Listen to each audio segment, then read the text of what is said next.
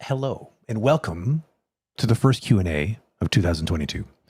I got some good news. I got some bad news. I got some good news that David is here as usual, and we're going to just fill the time answering fun questions that have been rolling in. Thank you for that. If you actually did ask some questions on social to our dear compadre, Mr. Scott Hewitt. But the bad news is we need to start a new fund for my eye because it came back. So Petar, if you're in the audience, we got to get on that. It's not as bad as it was. You should ask David. It was like it was like I was in a boxing match and it was bad. I don't know what's going on. I need a new eye, I think. Let's bring in David and he can make fun of my eye. Hello, David. It was pretty bad indeed. It was way worse than what it is right now. It was so bad. I did take a picture. I might put it on stream tonight just for everyone to laugh at it. It's quite epic. And that just comes randomly. It comes and goes. They're called styes. Not everybody gets them. Some people are a little bit more prone to them. They tend to happen when I'm really worn down and sometimes, dealing with a bit more stress than usual. My daughter gets them. Unfortunately, I feel bad for her. She's had a couple of them. And so now I religiously always, every time she has a bath, I'm like wiping her eyes. She's always like, give me a break, Dad. I'm like, you're not going to get the stupid thing. They suck. And I just, I will go years and not get them. And then out of nowhere, I get like 3 back to back. It's awesome. Have you ever not been able to animate because of them? That's the only important question. Well, because it really gives you a very large amount of empathy for people who have lost sight in an eye. You know what I mean? Because or even more so both eyes. But like the one eye, it really throws you off. You lose your depth perception. You just feel like it's just not fun. And I try working with like that. The one night that I wore, the one day that was really, really bad. It was so bad that it hurt to blink. It was like it was like sand in my eye, and I was like blinking. I was like, I'm just gonna go to friggin' bed because this really is the opposite of what I want to be doing right this moment. So I just went to bed like a miserable old man with a broken eye. Yeah, man. Eyes are underrated. They totally are. And you don't really fully appreciate until you're like, oh wow, that really sucks when you can't, when one of them is not working.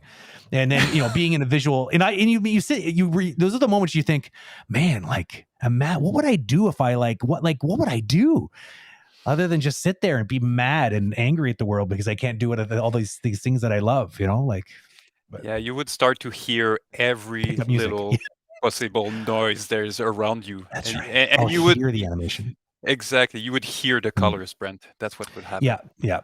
I'm not Daredevil, but that would be pretty cool if I could become that. That would almost be worth it. Would that be your number one superpower? I don't know. What would be your superpower? This is a funny question. I used to, when I was younger and I was dating people and I was on like a dating app for a while, that was like my number one go-to thing. I wanted to know what their superpower was. Otherwise I would not be interested in wanting to meet them because it's like an important question. So David, if we were speed dating right now, what is your superpower? What's your favorite one? I don't know. Mine is pretty lame, but being able to fly, that would be pretty cool. Yeah, that's pretty good. Just for the feeling of freedom. That's simple. I don't need to shoot lasers through my eyes, or I don't need super strength. Just flying is pretty cool.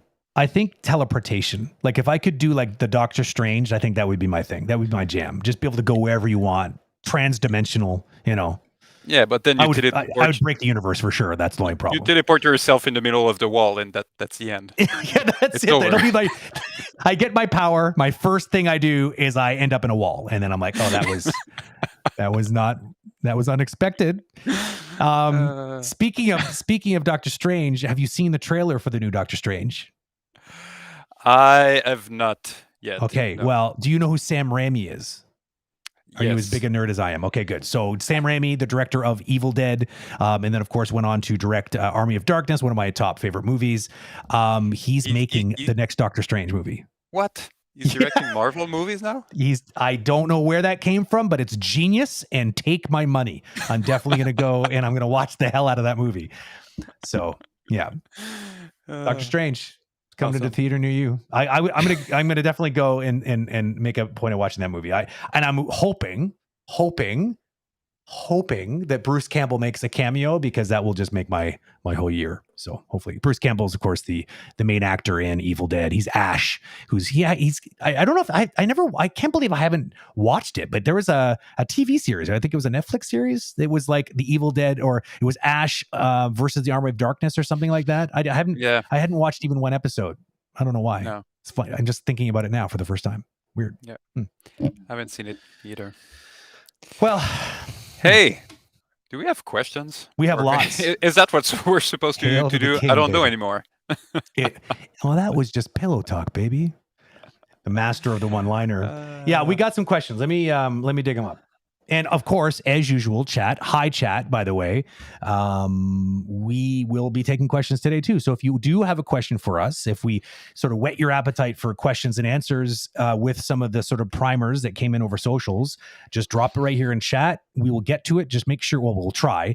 Make sure you put a Q colon first, though, because it allows us to point them or pull them out really quickly when we scan through chat. So don't forget to do that, especially if you're new here. Scott, remind me, was it, I think we should be doing these kind of in order, I guess. Yeah. Yeah, let's do the order. Okay. All right. This keeps it simple. All right. I'm going to come with the first one right here. This is from Curves Be Curvy. Shout out to your awesome handle. And here is the question. How do freelancers take public holidays if it's not one of the companies they work for? Is it unpaid? That is a really yes, awesome question. It's the thing you don't know until you know, right? Yeah, that's a good question because David's perfect to answer this.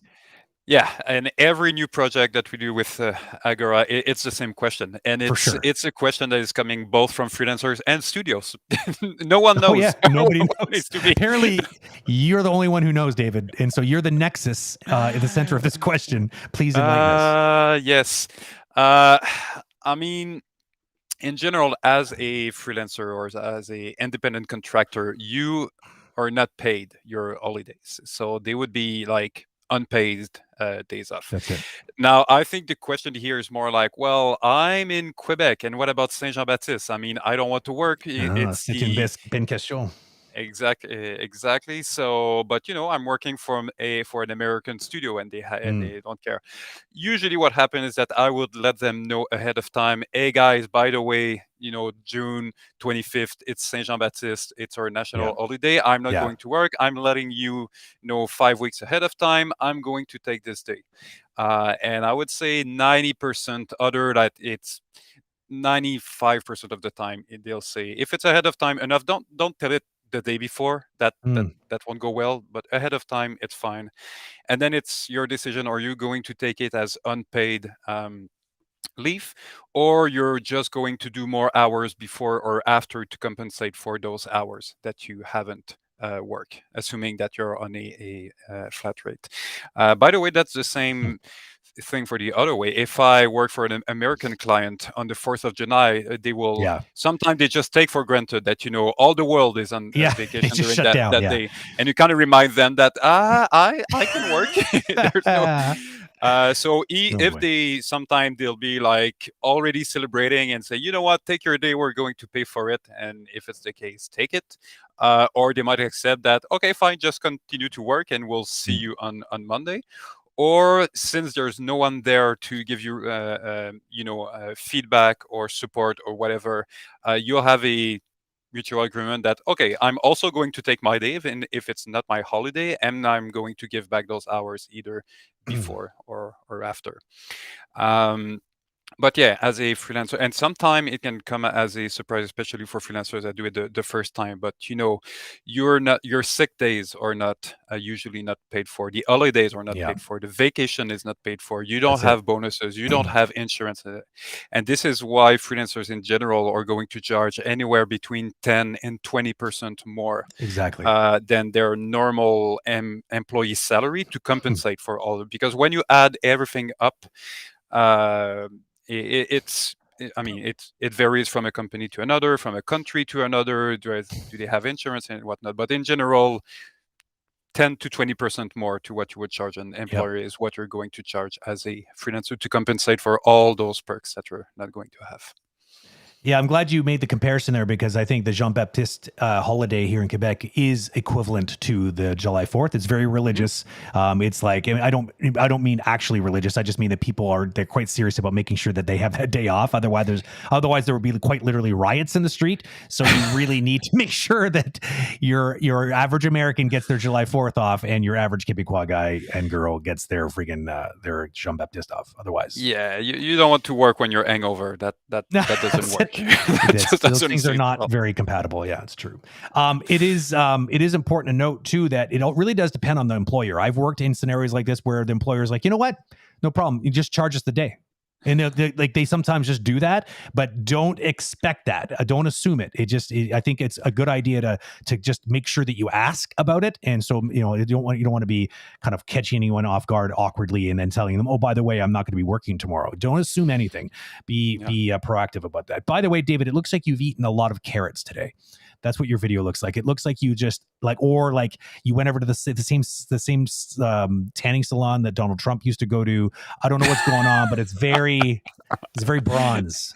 It's to compensate for all the green that emanates from your own screen. You're trying to balance. He's balancing the palette. Nice. Thanks for that, David. Okay, good. Let's go. Actually, I wanted to ask a question, and this one inspired this. So I'm going to drop it really quick. For whatever reason, it's kind of on a sort of a related topic. I get a lot of questions these days from people asking me more about Agora Studio and like how that works specifically. Like, some people have been like, even people I know, even ex-students have been tapped and are now on the roster. But what does it mean to be on the roster with Agora Studio? Oh God! All right, what's the short answer? But what's the short version of that? The reason it can be difficult to explain properly is that we are not following a model of they are doing it, it's successful, let's do that. We are basically making it up as we are moving forward. But what is started is a group of freelancers, and it started by 10, then 20, then 50, 100, 500, and we actually Today, I think today or yesterday, we surpassed 2,000. Wow, really? That's in our pool. So in the beginning, we didn't thought that we needed as much as that, but eventually we're like, hey, we have 300. It's more than enough. All right, cool. We look for 8 animators. Oh shit, we can only find 3. So we figured out that over time, every time there's 1 or 2% of this entire pool that is available. So the more project there is, the more the pool needs to grow to be able to provide to the demand.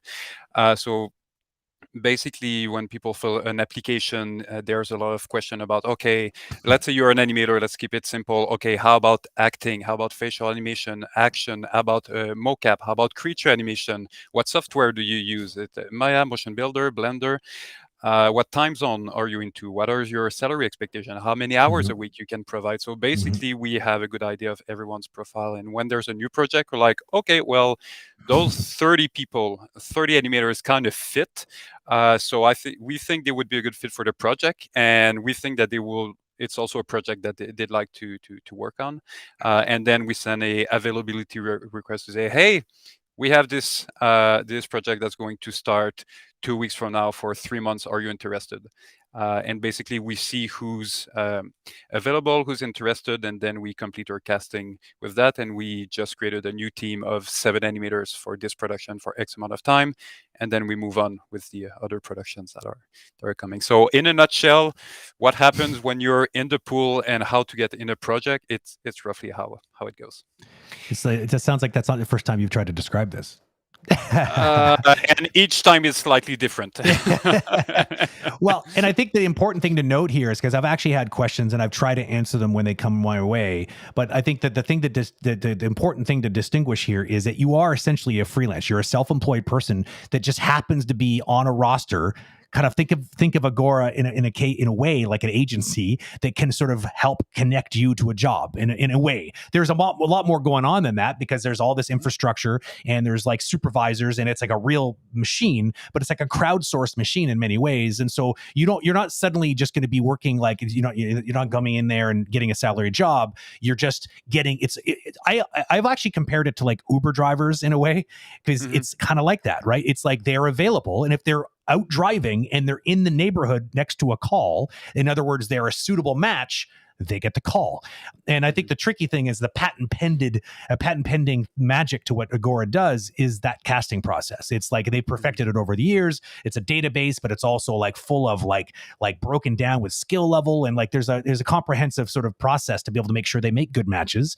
And of course, one of the tricky parts is if there are new people in the mix, that sometimes they make sure that there's a bit of room on a bigger job to try out some new people, because then otherwise they don't have any kind of data on you. And so like, chances are you're going to get a shot. And then when you get that shot, you kind of want to do your best so that you end up getting more shots in the future. And there's each profile is different. I mean, some are they're looking for work. They don't have work currently. Others are full-time freelancers, so they're going to work for a studio for Agora, go back to the studio, and we're just one among many clients that they have.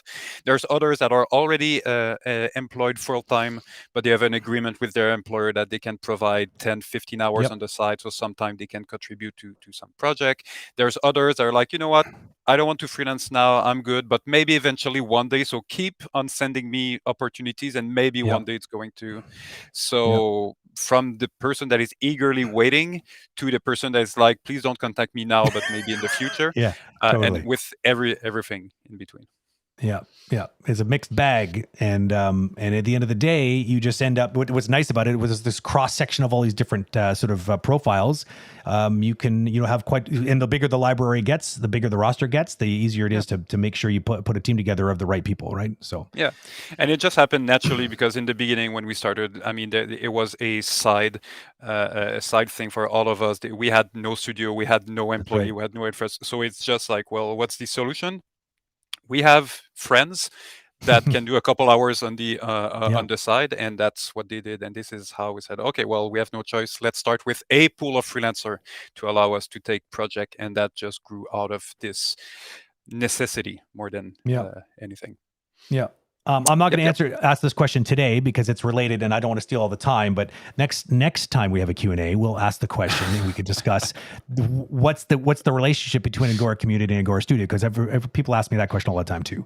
But stay tuned. We'll get to that one eventually. I got another question. Actually, I'll do a live question here because I like to make sure I don't neglect that.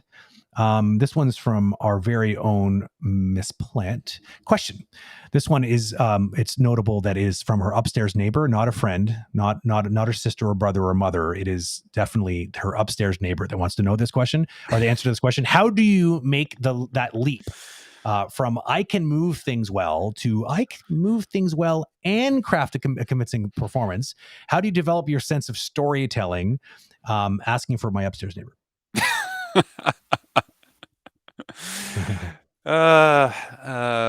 Yes, that's I mean, for me, this awakening really happened when I got to DreamWorks, because before that, I was making things move very well, to the point of having, employers paying me to do so. And then I got to DreamWorks, and in dailies, my shots were approved, but no one cared. I mean, no one was laughing, no one was crying, no reaction, just like a polite applause of, congratulations, you got your shot approved, let's move on. That's right. And that's when I was like, oh yeah, entertainment. That's it. So yeah, I would say a lot of, it often comes down to the reference that I will find, shoot myself, shoot my films with friends, find those happy accident. We have this little happy accident that inspire another idea, and we just act it out. Sometimes it's a little piece of acting that you find online that you incorporate into your own. So it comes down to performance acting. Do you do it yourself? Shoot reference with friends, but that's usually where you go from. You understand anatomy, you understand locomotion, and you make things move well, to an interesting piece of performance. That's coming from acting and reference. They're two different skill sets. They're related, and you need to work with them in harmony to be able to execute on a shot that's convincing. Because even if you got good storytelling and good gags, but your body mechanics are all over all over the place, you're going to lose the audience because they're going to get distracted by the bad animation, and they're going to not even be paying attention to the joke. So I think that, for me, you got to think outside the box. Like, how would anybody else learn how to be entertaining and funny? There's so many ways of doing this. I always encourage people to read about acting. Pick up the Ed Hooks book, which is Acting for Animators. Great place to start if you've got no training or any knowledge base on performances, because that's a good place to start. That's what an actor needs to do. So why not learn the same sort of ropes that they do? Improv classes, a really good place to also cut your teeth on coming up with funny ideas. Really watch a lot of movies, and don't just watch them, break them down. Like if you're interested in comedy, if it's something that you're really interested in, comedy is not easy at all. Go and watch a documentary on any talented comedian. They're going to tell you the hell they went through to get to where they are, because it is not easy. Funny is one of the hardest things to ever be. Making someone cry is actually, when you got a good musical score backing you up and you have like good cinematographer, you could probably do the job. And as long as you can teach yourself how to cry properly and not look really terrible while doing it. Mm-hmm. But funny, man, because like nothing sucks more than like a joke that just falls completely flat. And so, it's first of all, recognize the challenge and understand that it's not easy. Some people just might be natural at it and they're annoying. I agree. However, you can learn this. You just have to take an academic approach and start figuring out how other people have learned before you. You might even get to the point where you've tried for years and you just might not have a personality for it. And that's okay, because there's lots of other things you could be doing with your animation skills. You could work on more action-oriented stuff, get into a game production, like where it's all about movement and like doing cool actions. It sucks if that's what you really, really want to do at these performances. But sometimes after years and years of doing it, assuming that you've actually done the work, a lot of people think they are. And then I'm like, have you taken acting classes? Have you gone to an improv class? And they're like, nope. And I'm like, why are you asking me this dumb question then? Go do those things. And then if that still fails, then okay, we'll have a conversation at that point. But you want it, you got to take it. You got to take it. Words of wisdom. That's right. Oh man. Not so wise that I can't untangle myself from my chair. Yeah, don't do physical stuff. No. Okay, so let's. We have a quick one from Adrian B. That is, I felt was scanning. Interesting. This one here. Hopefully, yes. Yes. Okay. How many CG animators do you think there are in the world? My guess would be there's a lot, and it's growing fast. I'm going to take a very random guess. It might be a little bit high. It may be too high. I would say anywhere between 100 and 150,000 professional animators in the world. What would be your guess, Brent? I didn't mute myself because I was hiding and masking the fact that I'm typing in Google. That's totally not what's happening right now. You're not going to find this in 3 seconds in Google, are you? The number of professional animators? Now you've muted yourself again. Damn it. Actually, Google does know everything apparently, because they have an answer. 12,873,916 animators are employed worldwide. Only 32% of them have a college degree or similar in animation. This is coming from Agora.com. Wait, 12 million? 12 million. What? Who says it's competitive, guys? Stop whining. I don't trust call this bullshit on that number too. Oh, not even close. I would say the important qualifier is the additional addendum that Adrian B added to the question, which is this magical word right here, the professional animators. Somehow it's like, and I'm an Egyptian pyramid. That's what I am right now, because I say I am. I don't know why I decided I'm an Egyptian pyramid. It just seemed like the most appropriate thing for some weird random reason. The way my brain works, if you could see just for a second what's going on in here, you'd be terrified.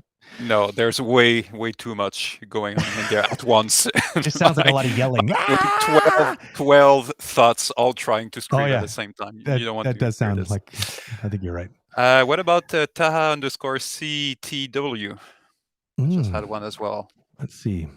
Recently, scanning. There it is. Why is it important to sketch when I can just work the reference while in Maya? Is it important to that was my reaction too. I'm like, this is maybe you challenging my don't value need system to sketch. Definitely, if you're working on a style that is stylized and cartoony and all that, you don't want just to. Ideally, you're going to be inspired from your reference. Then, if you have good drawing skills, you can redraw poses with the with the dimension of your character to kind of exaggerate those, and then you use this as a base for your blocking.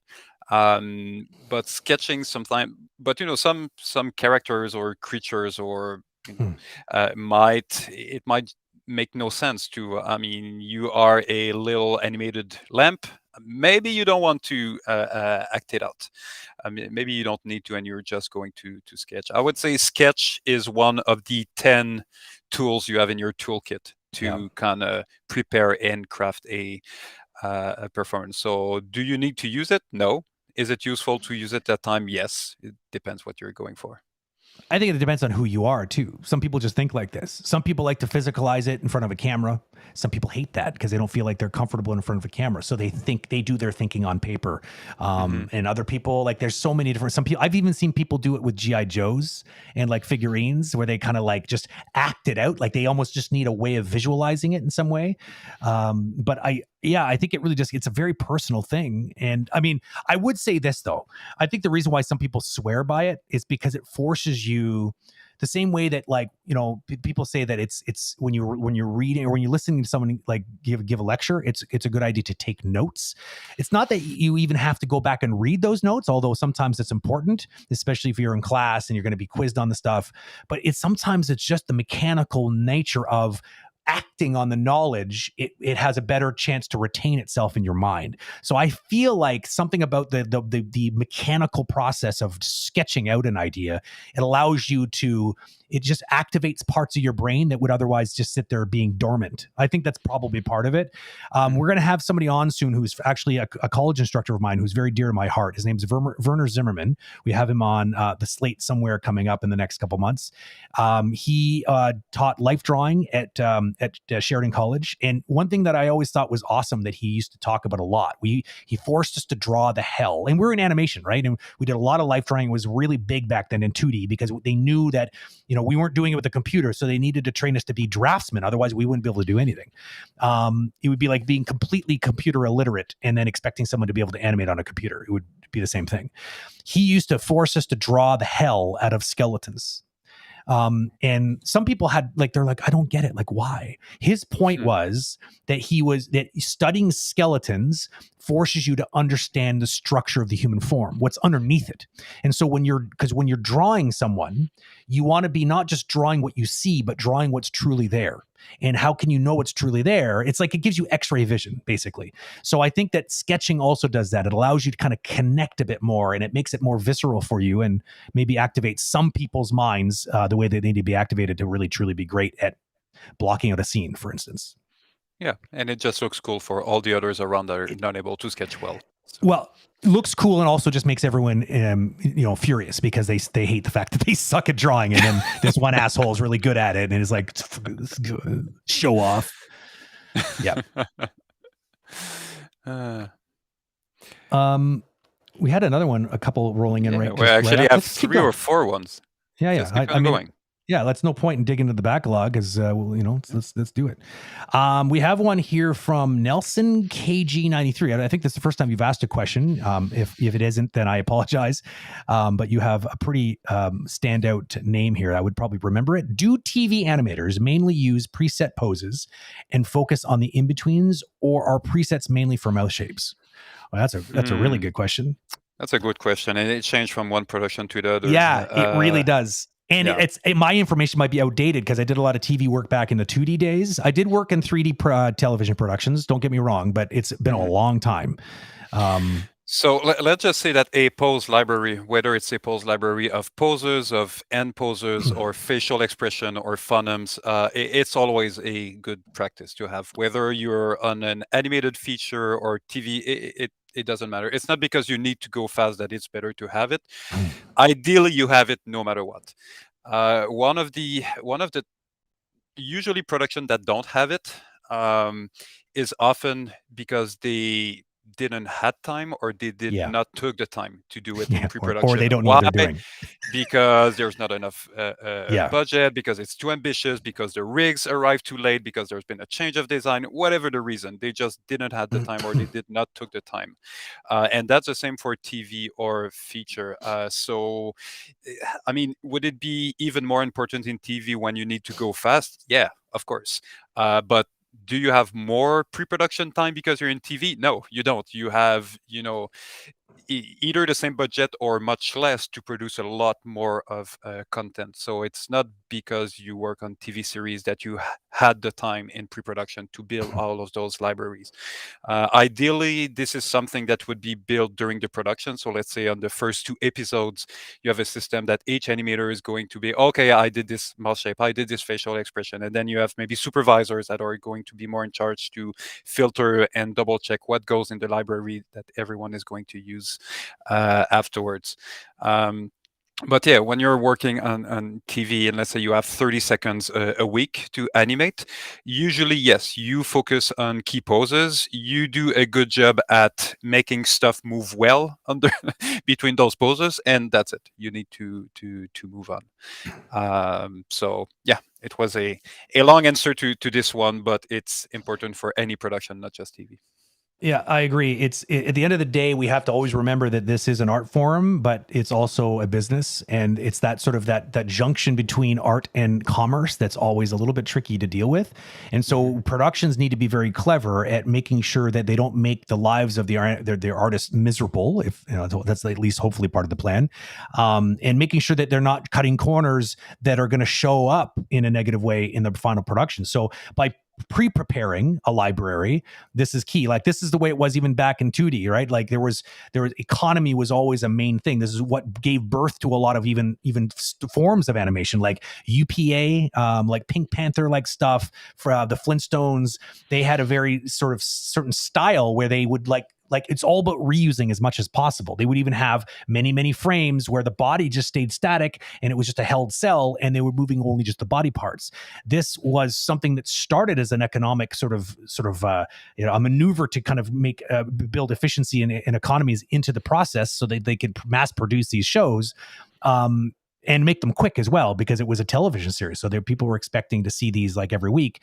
Also, it was for it started as that, but then it just became almost a style in itself, which is, I think, kind of interesting. And like, for instance, people would be doing like they would build like a library of drawn mouth shapes, and there was a reason like you still look at the Flintstones, and the angle of their head is always the same whenever they're talking, so they could just reuse those same mouth shapes over and over and over again. It also produces something that a lot of feature films have a hard time doing without having enough time. It's about consistency, right? That's another thing. So if you're ripping through these things, you got a bunch of people that might be new. How are they all going to draw and animate the same way? So it's really just, it's all coming from the same mentality, and just we've just come up with more interesting ways of being able to reuse, because this stuff is captured digitally that we can sort of repurpose in even more creative ways, more so than just a 2D drawing. Scott stole some of the thunder, and he totally wrote a perfect answer to this, which is all about a really good, well-produced, or well-organized TV series will absolutely have a well-stocked library of assets, walk cycles, run cycles, and a lot of the time you'll see a lot of these same kinds of shots, and the storyboard artists start to learn those shots too, so that they plan the shows out accordingly, knowing that they can rely on and leverage the sort of library that they know they have at their disposal. If you're not seeing these things on your production, it's probably because of one of the reasons that David already stated. One of them might be because they might be new at television productions, which, in case you might want to jump off the ship before it hits the iceberg. Yeah, exactly. Because it's not going to go super well. We even got more questions. You guys are doing good today. I'm so impressed by the chat, just killing us with the questions. Ender Perez has a question. It's a little long. Let me see. I'll read it like I usually do, and then I'll bring it back. Hi, David and Brent. What is your recommendation to prepare? Hi, Ender, by the way. What is your recommendation to prepare for an animation test after a recruiter contacted you, and when you have a full-time job that has nothing to do with animation? Shall I request like some days off to focus on the test? What do you think? Okay, so you're obviously working currently as not an animator, but you'd like to be one, I guess. I'm assuming that's the case. Or He's asking for a friend. No, he could be asking for a friend. I should not be assuming anything. You're right. How dare I? Yeah. Meanwhile, it's like, some nameless person in chat is like, Ender, I'm your boss. You're fired. That's good. I mean, there's obviously not a one answer to this one. No. How desperately do you want to become a professional animator? Yeah. How do you enjoy your current job? How important is this job? What is your relationship with with your boss? I mean, I think there's three scenario here. The most likely, what most people will do, if your family situation can afford it, you're going to work on the test on evening and weekends. That's what's going to happen. So you're not going to take time off from your job, but as soon as you're coming back, no TV, no video game, no beers with your friend, no nothing. You go on the computer and you animate until midnight or whatever, and then that's your plan for the weekend. That's, I would say, what most people very motivated to get this job with do. If you have a work that allow you to take time off and you have it's a good time and it makes sense for everyone, sure, that will give you maybe more time and more energy to do the test. And yeah, I think that's really the two scenario. So are you going to ask for time off or no? Really depends on your current work. If not, it's going to be evening and weekend, and that's your plan for the next week. That's what it is. Yeah, it's a very personal question. Like it really comes down to so many variables that we don't have eyeballs on, really. I think that you just have to follow your heart. If it's something you really want, find a way. And if it means you need to do it on evenings and weekends, that's what you do. But if you have a family, that would be difficult, and you have we have the time that you can take off, but you shouldn't feel guilty. That's for sure. Because I mean, if what you want to do is be an animator and you have a job doing something other than that, there should be no guilt on doing that. Because I mean, life is too short to be doing something that you don't want to be doing. So I would absolutely encourage you, if it's in your, I've worked with so many people. I don't know what it is about animation, but there's so many people in animation that it's their second or third career. It's unbelievable. I see these people all the time on all the jobs. And I honestly think it just has something to do with when they were younger and they were always curious about either games or movies or something. It was a passion of theirs, but they never gave it a serious thought that they could maybe make a living off of it. And they just ended up doing something they were good at, something else they were good at, like whether it was science or math. They just got a job and they just figured it out. But then as they got older, they started realizing, man, like I really think I made a mistake. And then, awesome for them, they decided to make the very scary move to leave a well-paying job to do what they wanted to do, because they wanted to be happy. So if you're in that category, then like, look, we're going to welcome you with open arms. Like, this industry is a fun one. Absolutely. And you should at least give it a chance if it's in your heart. Right. So, Ender, I don't know, maybe like make it happen if that's what you want to do. We have a question here that I'm going to bring up. David says he's experiencing some crappy internet, but if he disappears, it's not because he doesn't like us. Yeah, well, I might disappear. But let's see. It's what we'll just roll the dice. I got a question here that I personally, this is a really difficult one to answer because this is like, it kind of needs a demonstration. David and I were brainstorming actually right before this on some because as we promised, we want to mix it up. We want to do Q&A one week and then alternate it with other kind of different content, so it's not always the same thing. And we were just brainstorming some ideas. David's logging off and coming back. I'll see you when you return, David. So the I'd like to think that one of the things on my list, the things I wanted to do is I wanted to start doing some demonstrations. David and I want to have like a mix of like, there's an entertainment track, sort of like there's a There's an educational track. We even want to bring back possibly doing the free reviews like I used to do on Sunday, where you'd have to sign up, or maybe you have to win a chance to get your stuff reviewed. And sometimes it'll be David, sometimes it'll be me, sometimes we bring in like kind of like a guest for the evening that could be doing some reviews. But basically, I think that this I'm gonna earmark this. Welcome back, David. All right, much better. You actually seem fine on this side. I don't know. It's weird that it was all frozen on your side, but yeah, I was able to see you and everything. Weird. I have no idea what you answered the previous question. So. I promised all kinds of things. You were going to do a demonstration right now. So awesome. So go. So I have to go shoot a reference. Is that it? Yeah. Do the whole. We want the whole thing. I actually explained that we were brainstorming before this, and this is actually one of the things that it's funny that this came up because it's on my list. I was gonna as we move through more ideas. I think demonstrations nights could be fun too. I was explaining how we want to have like an educational kind of component. There's going to be like an entertainment thing. Sometimes we'll just do fun trivia nights or something like that. Another idea I was thinking about recently was we could even have like you and I should play a video game and compete against one another and see just what happens. That would be fun. How often did you get to play games? It'd be good. Oh, never. You'll probably beat me anyways.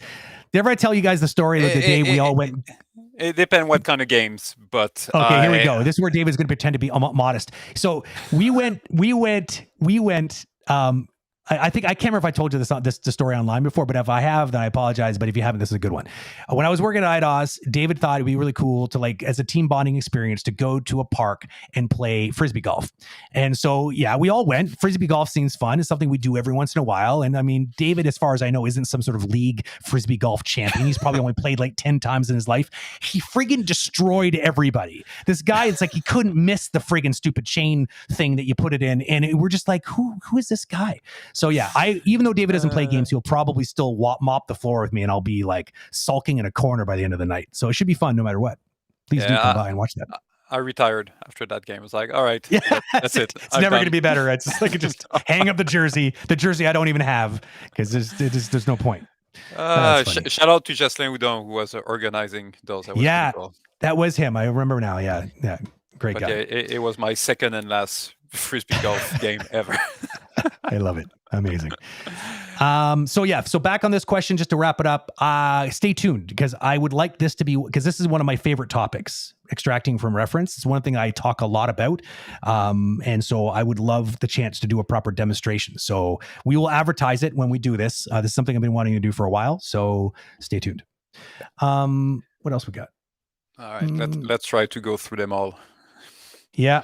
I'm going to skip past the Taha CTW just temporarily, just because I think I brought a couple yours up already. I'm going to see if I can find anybody else. Veronica, yes, physical activity.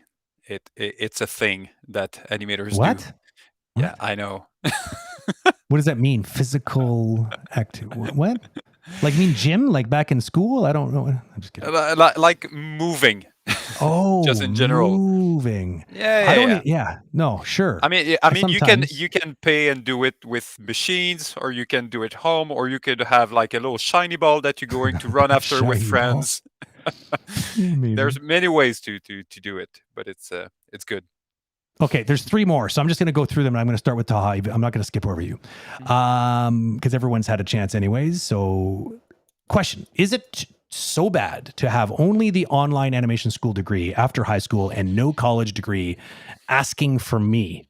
Ooh, I like the level. Usually, it's asking for a friend, so that's pretty good. I like that. Yeah. Is it bad? No, it's not bad.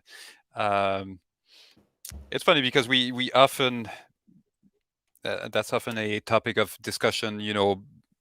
College, university versus online school, and I'm sure that I think even in the backlog we have some question about this.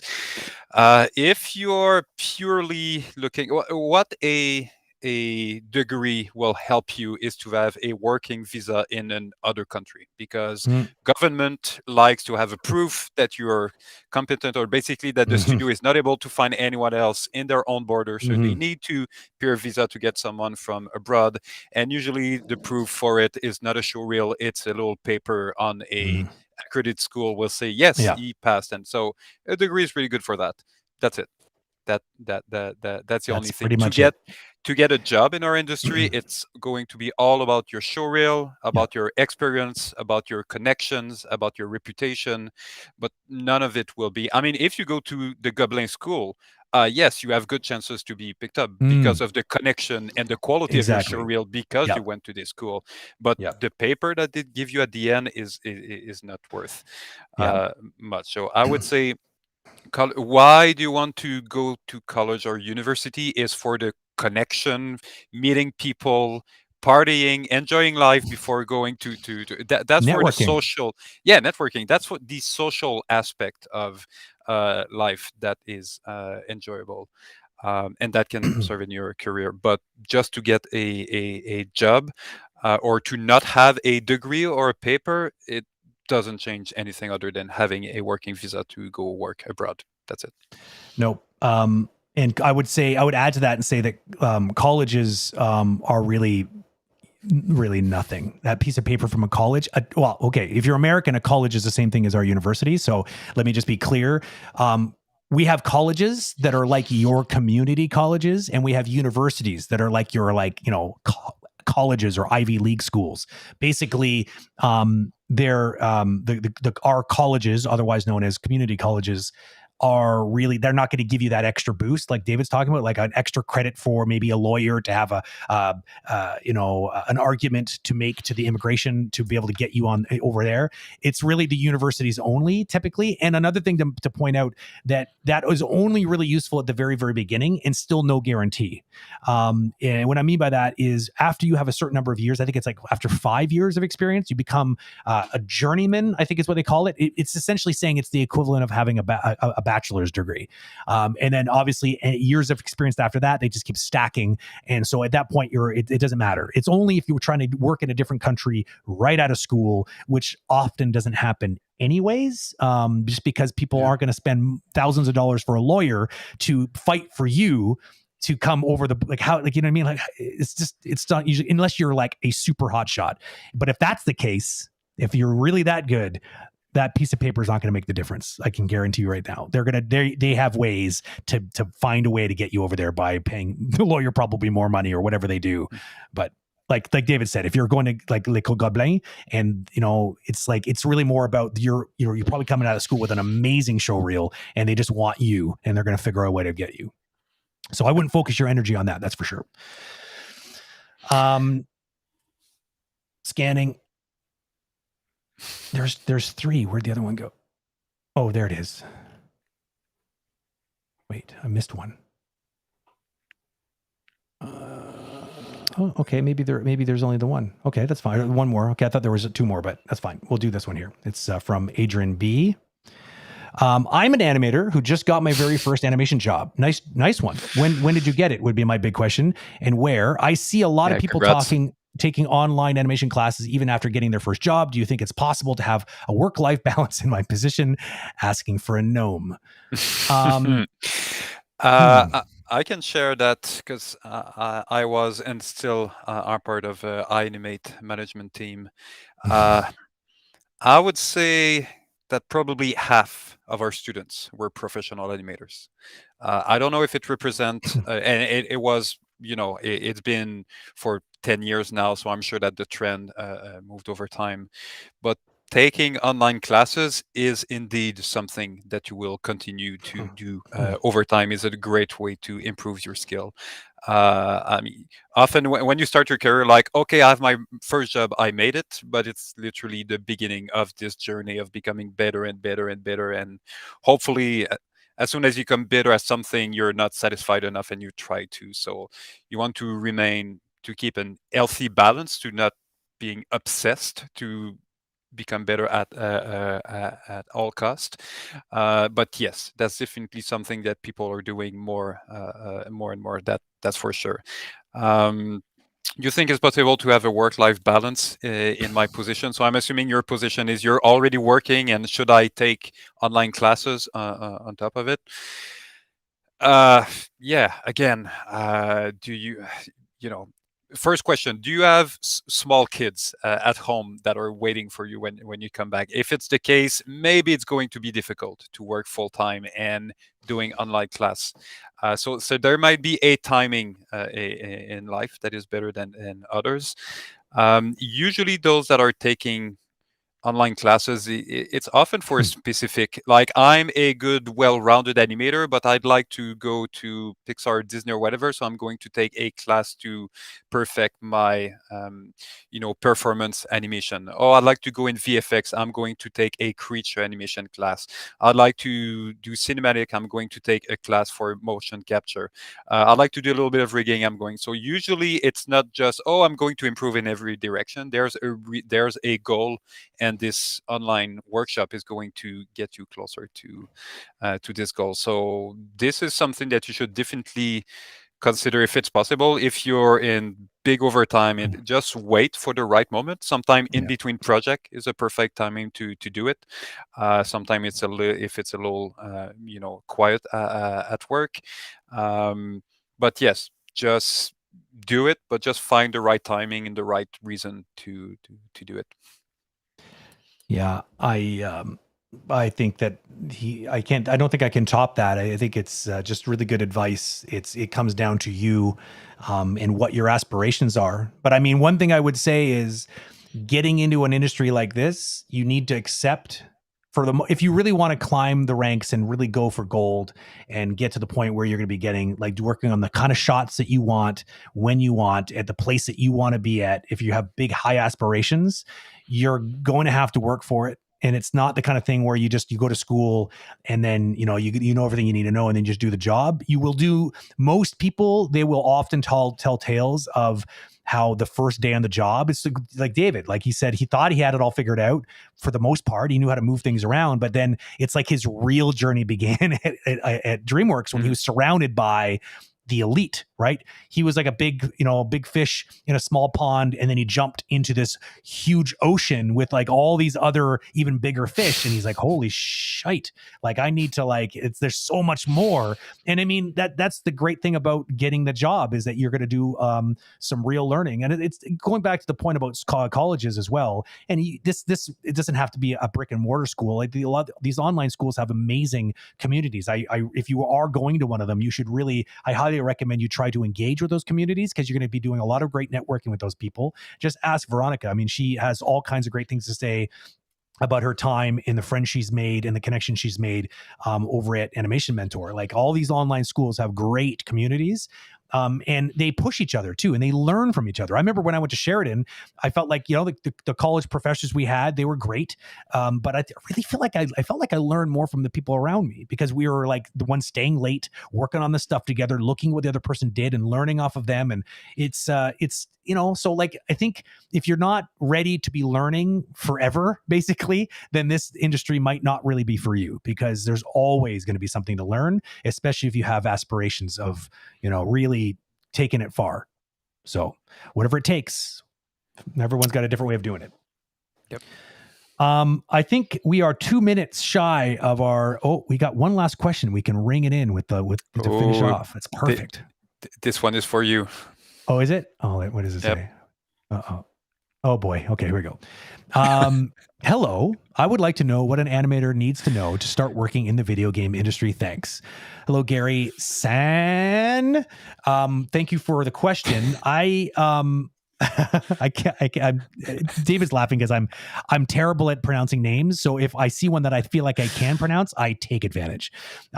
So that's a great question. It's I think the first thing that I would do absolutely is make sure that you understand what the job is of a game animator, because a lot of people have misconceptions of what that means. Do you want to get into cinematics in games? Is that really more what it is? Like, some people are like, they like the idea of the performances and these epic cutscenes that are made in games, but they think that the games are doing more interesting subject matter. They'd rather do that than work on a touchy-feely, movie over at Pixar or something like that. Where the next animator might be like, forget that, I want to go work on the Pixar movie. It really depends. But if you want to get into the gameplay stuff, that's when it gets a little bit trickier. And I would push you to do a little bit of homework on what that looks like. And the spoiler that I would give you is you should learn a little bit about game design, and you should learn probably a little bit about a game engine, and start spending some time getting a feel for what goes into making a game and moving characters around. All this is super accessible. Just pick up either Unity or Unreal and start going through like the animation oriented lessons, and you're going to get a pretty good feel for it. Because if you're like, you break out on a rash, you're like, I don't like all this technical stuff, it may not be for you at all. So I'd save yourself a lot of hassle and learn early, and then maybe make a pivot. Because a lot of people think, I really like animation, I think it's a cool idea, and I really like games, so it's like a match made in heaven. It might be, but it also might be a curse. You might not like it at all when you start to realize it's a bit like almost like pseudo engineer. Like you got to think mechanically, and it's not just about making things look cool while they move around on screen. Yeah, to get a good idea about gameplay animation, we had two guests in our conversation with, so Daniel Floyd and Dan Booth, I believe, and both of them, Daniel Floyd has the New Frame Plus YouTube channel, and they make a lot of analysis about animation and gameplay animation, going into details. And so just starting to look at this type of content, it's going to bring your awareness to what gameplay animation really is about, because it's almost a different art form than just character animation in general. There's this interactive aspect of it that is very, very different. And yeah, I did of course miss the softball pitch where we could have just essentially said Veronica did it for us, but we do actually have a learning path on Agora.Community that you can go take a look at. It's Skylar Sura. He's a technical animator over at Riot Games, and he's built up for us a nice introduction to what it's like to be an animator in games. So they're instructional. It's a learning path. It's like a tutorial. You can go through those learning path videos and literally get a feel for it. That would be the perfect place to start, alongside what David was talking about on some of these bigger, higher level sort of breakdowns. It's funny. It's like, how would I start learning how to animate? Oh, I don't know. Maybe go. I don't know. I have no idea. Or you could actually go and take a look at all this amazing video content we have lying around on Agora.Community, free to sign up, by the way. Yeah. So if you're new here, some of you might not know this. It's like, I forget, right? Some people just find us because they're browsing through Twitch, or they're like, for their friend told them to watch. This thing that we do every Tuesday night is an outreach to the community where we can interact with you. We have a Discord server as well. There's lots of ways of, Veronica's like reading my mind. It's weird. We have lots of great content. Basically, it all started with us wanting to put a lot of content that was out there already on the internet, but bring it all the animation related stuff into one place, make it searchable, and build a community around it. So please do head over to Agora.Community, sign up. It's free. And even better, we offer a service that allows you for a small fee to actually book one of our pros, or one of our experts. We have a bunch of people across the industry, both feature film and games, that would be more than happy to review your work. Because I think that we think that giving the information, like the actual knowledge, away for free is what seems right. But what we want to do is make sure that we are connecting people with other people that might have more experience than you, and then can give you some very, very insightful feedback on your progress, so that you can actually maximize your learning curve. Basically, that's kind of our pitch. Yeah, and this year we really want to double down on the content creation as well, of educational content that we're just going to provide, because we're already having the assets page. I don't know how many, but we must be close to almost 100 character rigs that we have in there. So provide the education, the knowledge for free, provide the assignment, provide the rig as well. So kind of democratize a little bit furthermore education of animation. So definitely something that we're going to do even more of this year. So gather all quality content, but create our own as well. Exactly. Yeah. And I think like in this night, like I said, we'll alternate, and every once in a while have educational components where it'd be live, like live tutorials. So that way we're doing stuff, but like you can ask questions in real time rather than, obviously the pre-recorded videos that you'll find on our website. Unless you book a review afterwards, it's pretty one directional. So it's great for people that are good at independent learning, but even people that are good at independent learning at some point probably need someone to to look at their work and tell them whether they're doing things right or wrong, or maybe there's a more efficient way of doing it. It's just the nature of the beast when it comes to this kind of stuff.